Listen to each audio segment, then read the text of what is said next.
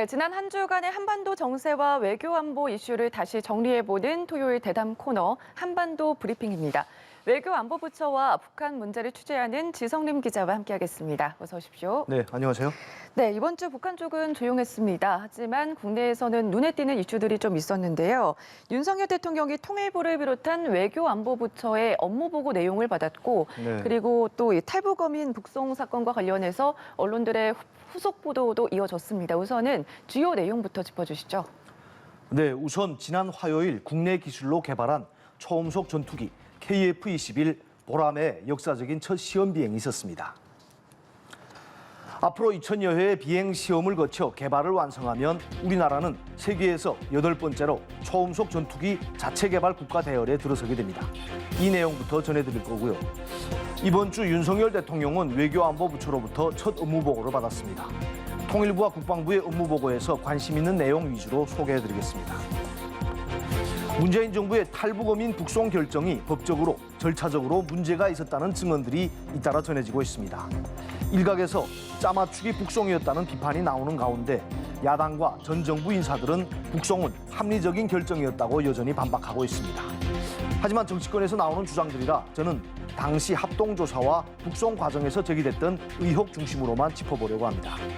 이 사건과 관련해 여당 3선 의원이 북송된 탈북어민들은 살인자가 아니라 무고한 탈북 브로커였다고 주장했는데요. 통일부 장관의 입장은 이와 달랐습니다. 이 내용도 정리해보겠습니다. 네, 주요 내용들 좀 알아봤고요. 우선 지난 화요일 국내 기술로 개발한 초음속 전투기 KF-21의 첫 시험 비행이 있었거든요. 첫 시험 비행의 성공으로 완성이 됐다 이런 목소리로 나오고 있는데 이 내용부터 전해주시죠.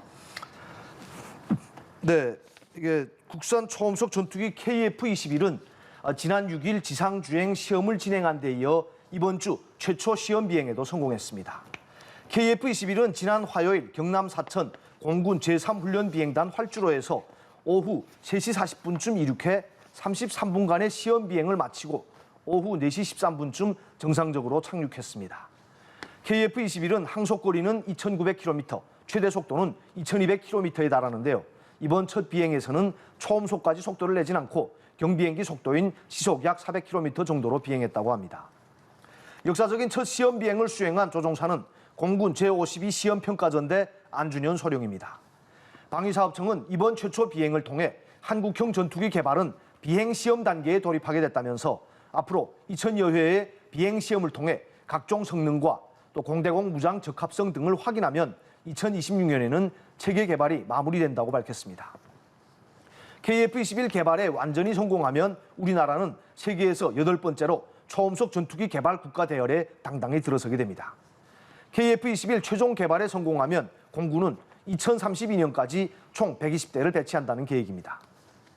KF-21 첫 비행은 2000년 11월 김대중 당시 대통령이 첨단 전투기 자체 개발을 선언한 지 약 22년 만에 이뤄졌습니다. 국내 기술로 개발한 능동 위상 배열 레이더 등을 탑재한 KF-21은 적의 대공 위협이 미치지 않는 먼 거리에서도 표적을 정밀 타격할 수 있는 공중발사 순항미사일을 비롯한 10종의 공대지 무기를 장착할 예정입니다. 이렇게 되면 우리 공군의 최신 스텔스 전투기 F-35A보다 무장 측면에서는 더 위력적일 거라는 관측이 나옵니다. KF-21은 이번에 미티어 공대공 미사일 4발을 장착하고 첫 비행 시험에 나섰는데요. 미티어 미사일은 세계에서 최고로 성능이 좋은 공대공 미사일로 평가됩니다. 스텔스 전투기도 피해갈 수 없는 이 미티어 미사일은 아시아에서 우리나라가 최초로 운용합니다. KF-21 첫 비행 시험 성공 소식을 들은 윤석열 대통령은 자주국방으로 가는 쾌거라며 개발에 참여한 사람들에게 축하 인사를 전했습니다. 네, 윤석열 대통령은 목요일에 외교부 업무보고를 받은 데 이어서 어제 국방부와 통일부의 업무보고를 받았는데 우선 국방부의 업무보고 내용부터 한번 살펴보겠습니다.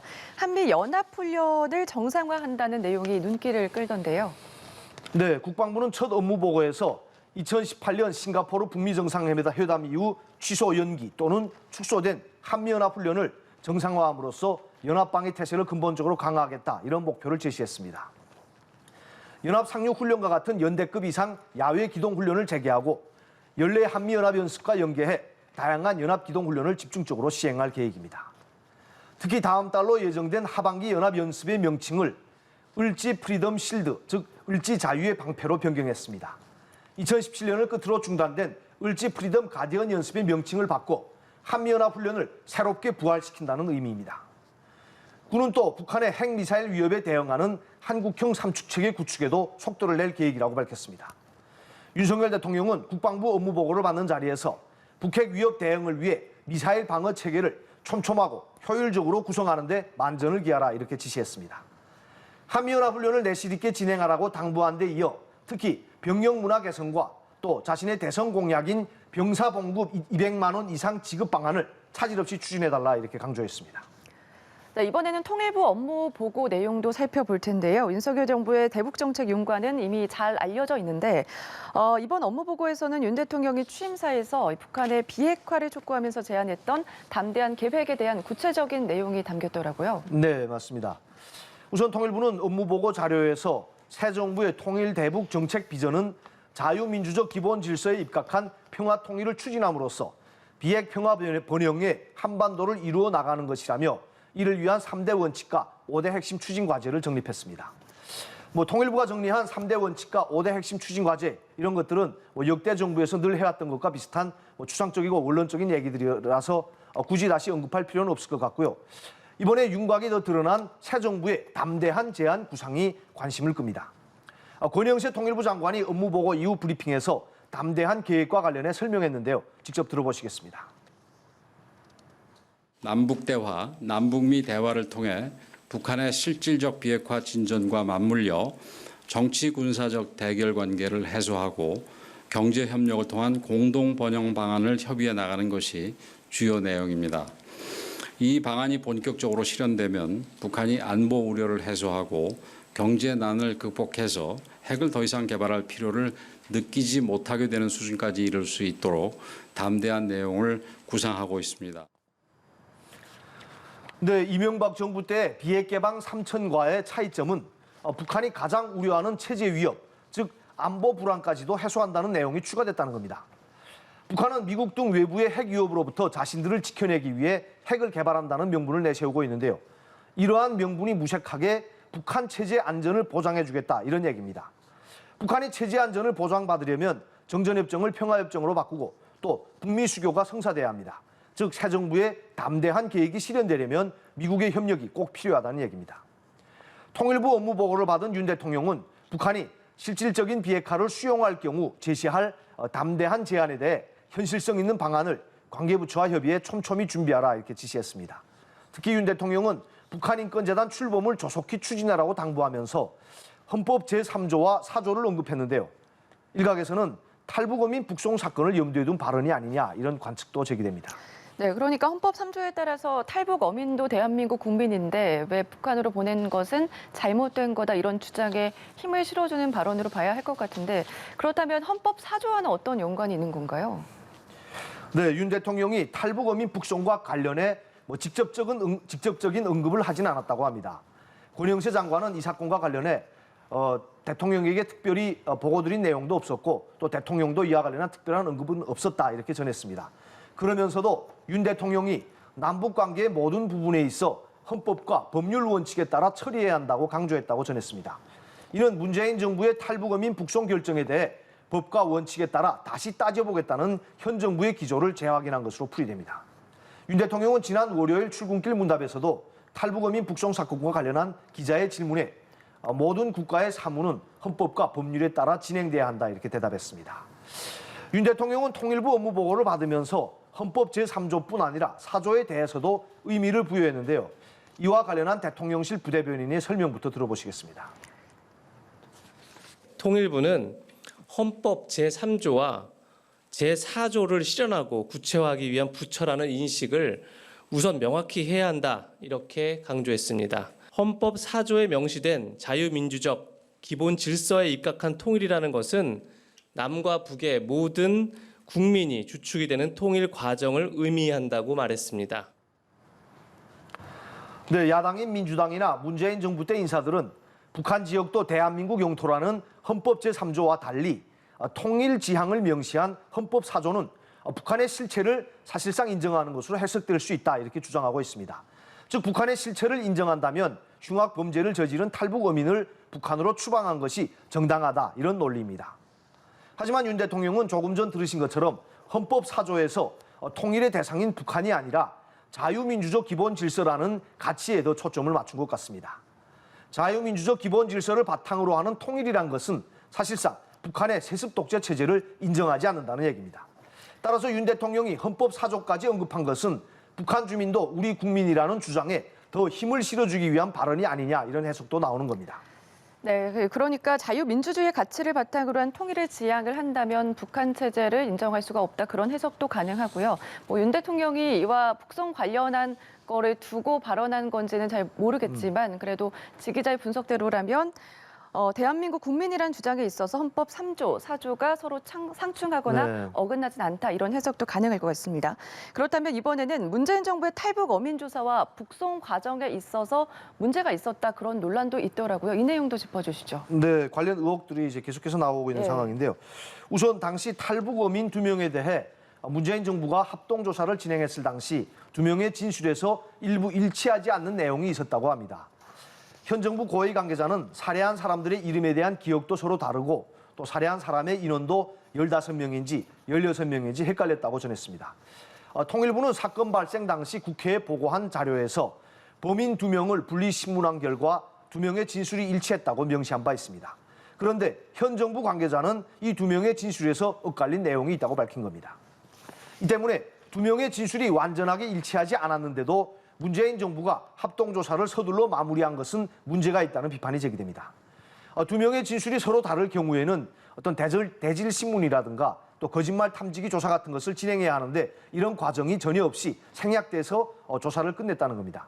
한편 문재인 정부 청와대 국정상황실장이었던 윤건영 의원은 탈북 어민들의 범행 자백 내용이 한미 정보자산으로 확인한 내용과 맞아떨어졌다며 한미 정보자산도 못 믿냐 이렇게 주장하고 있는데요. 하지만 정부 관계자는 한 언론에 당시 우리 군이 북한군끼리 주고받은 교신 내용을 감청한 특수정보, 즉 SI는 15명을 죽이고 도망간다더라 이런 전원 형태의 한 줄짜리 설명이 전부였다고 전했습니다. 만약 윤 의원이 탈북 어민 범행의 결정적 증거로 주장하는 우리 군의 특별취급정보, 즉 SI가 북한군끼리 주고받았던 이 한마디뿐이라면 그것도 문제가 있는 겁니다. 즉 무죄 추정의 원칙을 무시한 채 취사 선택한 첩보나 또 두 사람의 불일치한 진술만을 근거로 이들을 흉악범으로 규정하고 또 정식 수사나 재판이 없이 추방한 것은 잘못됐다 이런 지적인 겁니다. 문재인 정부 청와대는 탈북 어민들이 납포되기 하루 전인 2019년 11월 1일 국정원에 과거 중대범죄를 저지른 탈북자를 추방한 전례가 있냐 이렇게 문의했던 것으로 전해졌습니다.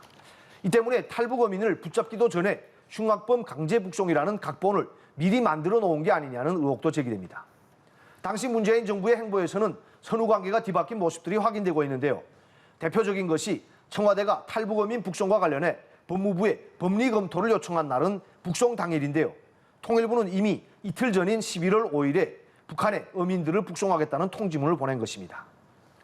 또 당시 국정원이 통일부에 전달한 합동조사 보고서에서 강제 수사 필요, 또 귀순 의사 등의 표현이 사라진 것으로도 전해졌습니다.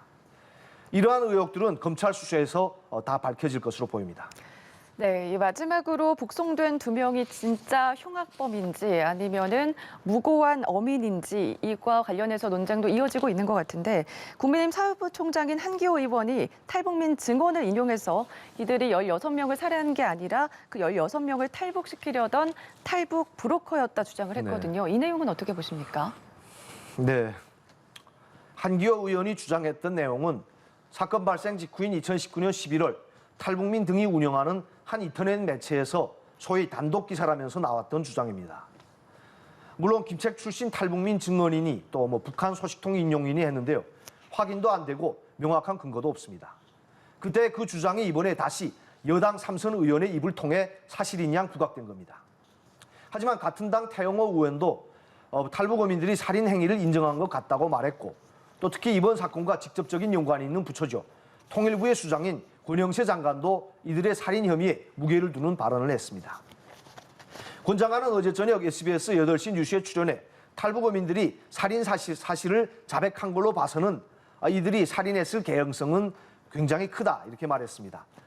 앞서 제가 의혹 부분을 설명하면서 어민 2명의 진술에서 일부 차이 나는 내용이 있었다고 전했는데요. 권 장관은 구체적인 부분에서는 조금 차이가 있었던 것일 뿐인 살인 자백은 일치했다 이렇게 말했습니다. 윤석열 정부의 핵심 실세라고 하는 권영세 장관이 이렇게 밝혔으면 북송된 어민들의 살인 혐의와 관련된 논쟁은 정리될 것으로 보이고요. 다만 권 장관은 이들이 살인 혐의가 있다고 해도 대한민국 국민이기 때문에 우리 사법체계에서 처벌하는 것이 맞다는 주장입니다. 권 장관은 이들의 살인 혐의를 국내법으로 처벌하기 어려웠을 것이라는 특히 야당의 주장에 대해서 두 사람의 자백은 서로 보강 증거가 돼서 처벌할 수 있었을 것이라고 반박했습니다. 네, 통일부 장관이 직접 이 사건에 대해 정리된 입장을 내놨으니까 이제는 검찰 수사 결과를 지켜보면 되겠습니다. 다음 주 수요일은 6.25 전쟁 정전 협정 체결일입니다. 북한은 이날을 미국과의 전쟁에서 승리한 날이라며 전승절로 부르는데요. 미국과의 대결 국면에서 북한이 이날을 맞아 무력 시비에 나서지 않을까 우려되는데 일단 그 날을 지켜봐야겠습니다. 네, 저희는 다음 주에 뵙겠습니다. 고맙습니다. 네, 수고하셨습니다.